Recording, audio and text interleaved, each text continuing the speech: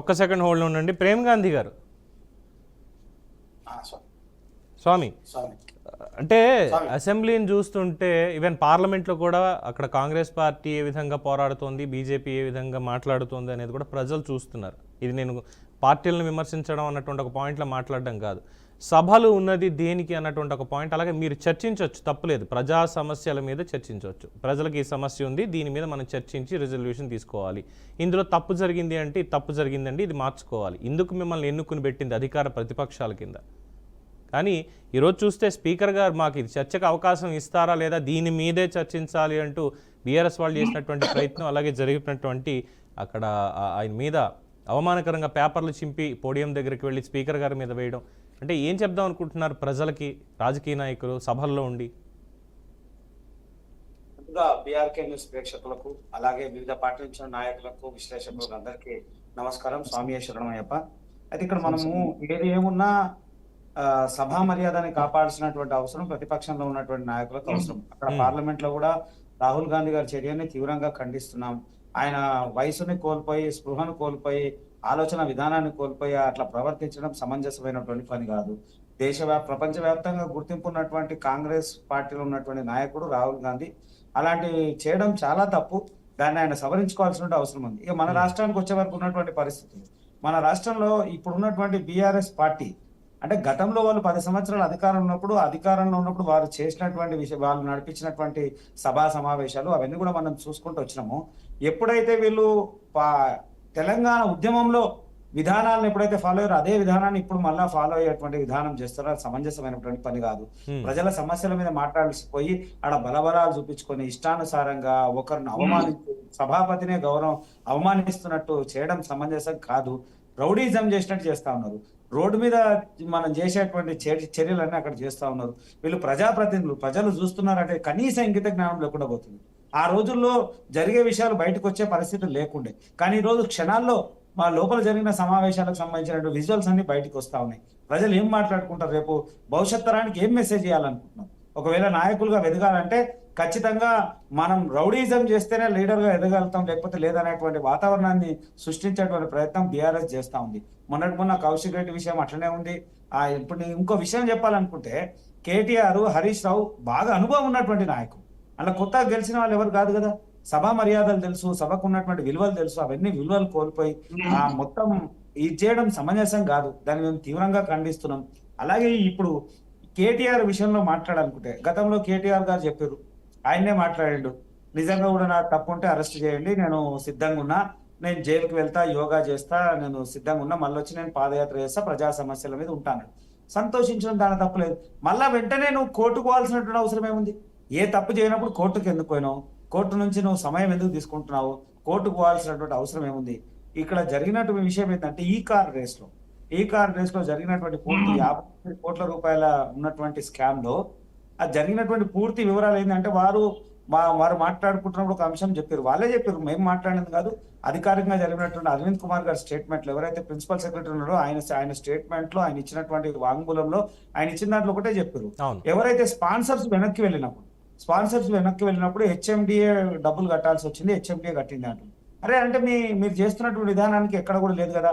ఇంకొక విషయం కూడా, ఏవైతే మనము రాజ్యాంగాన్ని గౌరవించాల్సిన అవసరం ఉంది, క్యాబినెట్ ని గౌరవించాల్సిన అవసరం ఉంది. 10 కోట్ల రూపాయలు విలువైనటువంటి 10 కోట్ల రూపాయలు విలువ ఉంటే వీళ్ళు సొంతంగా వీళ్ళు నిర్ణయం తీసుకోవడానికి అవసరం ఉంది. కానీ 10 కోట్లు దాటినప్పుడు ఖచ్చితంగా క్యాబినెట్ ఆమోదం కావాలి. ఆర్బీఐ రూల్స్ ఉంటాయి, ఆర్బీఐ నిబంధనల ప్రకారం నడవాల్సినటువంటి అవసరం ఉంది.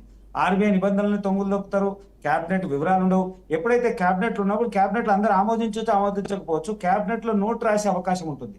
ఒక్కొక్క మంత్రి, అంటే సంబంధిత శాఖకు సంబంధించిన మంత్రి ఒక్కరే ఆయన సొంత నిర్ణయం తీసుకొని బదలాయించడం పూర్తిగా చట్ట విరుద్ధం. ఆ చట్ట విరుద్ధం చేసినటువంటి పనిని మళ్ళా ఆయన సమర్థించుకొని నాకే తెలుసు అన్నట్టు మాట్లాడడము, అది ఏమైపోయింది అని అంటే దొంగనే దొంగ అన్నట్టు ఉంది. ఇది ఎక్కడ న్యాయం? అరే ప్రజల్ని వీళ్ళు ఏమైపోయింది అంటే ప్రజల్ని మభ్యపెట్టే ప్రయత్నం చేస్తాను. గత 10 సంవత్సరాలు పాలన ఉన్నటువంటి ప్రభుత్వం చేసినటువంటి అనేక విషయాలు వాళ్ళే మాట్లాడుతూ ఉన్నారు. మేము తప్పు చేస్తే మమ్మల్ని శిక్షించండి, చేయండి అని అంటా ఉన్నారు. అయితే ఇక్కడ మళ్ళీ కూడా ఒక లోపాయికార ఒప్పందం ఖచ్చితంగా కాంగ్రెస్ చేస్తుంది. ఎట్లా చేస్తుందా ఏం సంగతి తెలియదు. రేవంత్ రెడ్డి గారు చెప్తా ఉన్నారు, ఆయన ఇచ్చిన దాంట్లో కూడా మాట్లాడుతున్నారు. అయితే మొత్తం స్కామ్ ఏదో 58 కోట్లు 55 కోట్లు ఆగిన అంశం కాదు. ఇది మొత్తం 600 కోట్ల రూపాయల స్కామ్ అని. ఇది మొదటి విడతలో ప్రభుత్వం మారింది కాబట్టి ఆగిపోయింది. ఎవరైతే ఎఫ్ఈఓ కంపెనీకి సంబంధించిన ప్రతినిధులు ముఖ్యమంత్రి గారితోనే రేవంత్ రెడ్డితో నేరుగా మాట్లాడినట్టు వారే ఈ ఒప్పందంలో మేము ఒప్పందంలో మాకు తెలిసింది అప్పటి వరకు స్కామ్ అని మాకు తెలియలేదు అంటే ఈ పూర్తిగా 600 రూపాయల స్కామ్. ఒకవేళ ప్రభుత్వం మారకపోతే 600 కోట్ల రూపాయలు చేతులు మారుతున్నాయి అనేటువంటి అంశాన్ని క్లియర్ గా ముఖ్యమంత్రికే చెప్పినటువంటి అంశం చెప్తా ఉన్నాం. అంటే ఇన్ని విషయాలు గతంలో ఉన్నటువంటి ప్రభుత్వం ఇలా వీళ్ళు ఎందుకు ఇంత అసలు అర్థం కాని విషయం ఏంటంటే అనేక సందర్భాల్లో మాట్లాడినట్టు రేవంత్ రెడ్డి ఆ స్పీడ్ ఎక్కడ పోయింది? ప్రతిపక్షంలో ఉన్నప్పుడు మాట్లాడాడు 1,00,000 కోట్లు తిన్నారు కక్కిస్తా అన్నాడు. కేటీఆర్ కుటుంబం తిన్న ప్రతి ఒక్కరిని కక్కిస్తా అన్నాడు. అసలు ఏమేం చేసింది? సర్వర్ ఆయన ఇంట్లోనే సర్వర్ పెట్టి ఫోన్ ట్యాపింగ్ జరిగితే దానికి సంబంధించినటువంటి అధికారులు ఎవరో విదేశాలు పోతే ఇప్పటి వరకు దాన్ని ఏ రకమైనటువంటి విచారణ లేదు, వాళ్ళని తీసుకొచ్చినట్టు దాఖలాలు లేవు. విద్యుత్ కుంభకోణం అంటున్నారు, దాంట్లో కూడా లేవు. అనేక కుంభకోణాలు జరిగినటువంటి వాదన ప్రతిపక్షంలో ఉన్నప్పుడు ఇదే రేవంత్ రెడ్డి మాట్లాడు. మళ్ళీ ఇవాళ ఎందుకు స్పందించడో, ఎందుకు మాట్లాడో, ఎందుకు కార్యాచరణ చేస్తాడో అర్థమైతలేదు. మళ్ళా వచ్చే వరకు ఏంది, కోర్టును అడ్డం పెట్టుకునేటువంటి ప్రయత్నం చేస్తుంది. ప్రభుత్వం అట్లనే కోర్టు అడ్డం పెట్టుకుంటుంది, ప్రతిపక్షంలో ఉన్నటువంటి బీఆర్ఎస్ అట్లనే కోర్టును అడ్డం పెట్టుకుంటా ఉంది. కోర్టు కూడా ఏమన్నది 10 రోజులు వాయిదా. అసలు నేను ఏమంటా ఉన్నా అంటే ప్రతి అంశంలో నిజంగా వీళ్ళు తప్పు చేయనప్పుడు విచారణకు సిద్ధం కావాల్సినటువంటి అవసరం ఉంటే మళ్ళీ కోర్టు వరకు సమయం ఏం అవసరం? ఇప్పుడు కోర్టు కూడా ఏమంది, విచారణకి స్వాగతించుండు అన్నది. నువ్వు సిద్ధమై ఉన్నావు, మళ్ళీ పాదయాత్ర చేస్తాడు. ఇవన్నీ చెప్పినటువంటి వ్యక్తి మళ్ళీ నువ్వు కోర్టుకు పోతున్నావు అంటే ఖచ్చితంగా నువ్వు దొంగలే. ఖచ్చితంగా స్కామ్ జరిగింది పూర్తి ఆధారాలు ప్రభుత్వం దగ్గర ఉన్నాయి. మళ్ళా ప్రభుత్వం ఎందుకు అలసత్వం చేస్తుందో చూడాలి. ఈ రెండు పార్టీలు కూడా దూబూచులాడుతా ఉంది. ఖచ్చితంగా భారతీయ జనతా పార్టీ దీని మీద మేము బలంగా అనేక సందర్భాల్లో మాట్లాడినాము. రేపు జరగబోయేటువంటి అన్ని విషయాల్ని పూర్తిగా ఆచితూచి చూసి ప్రభుత్వ యొక్క వైఖరిని ఖచ్చితంగా ఎండగట్టే ప్రయత్నం నేను చేస్తాం. దాంట్లో ఏమాత్రం సందేహం లేదు. ఇక్కడ ఇంకొక విషయం కూడా మనం గమనించాలి. ఎన్నిసార్లు ఏం మాట్లాడినా ఒక రేవంత్ రెడ్డి మాట్లాడిన తర్వాత ఆయనకు సంబంధించినటువంటి క్యాబినెట్ మాట్లాడిన అంశానికి చాలా డిఫరెంట్ ఉంది. ఇలా రేవంత్ రెడ్డి గారు చాలా సందర్భాల్లో మాట్లాడి కేసీఆర్ మీద మాట్లాడిండు, హరీష్ రావు మీద మాట్లాడిండు, రేవంత్ రెడ్డి మీద మన కేటీఆర్ మీద మాట్లాడిండు.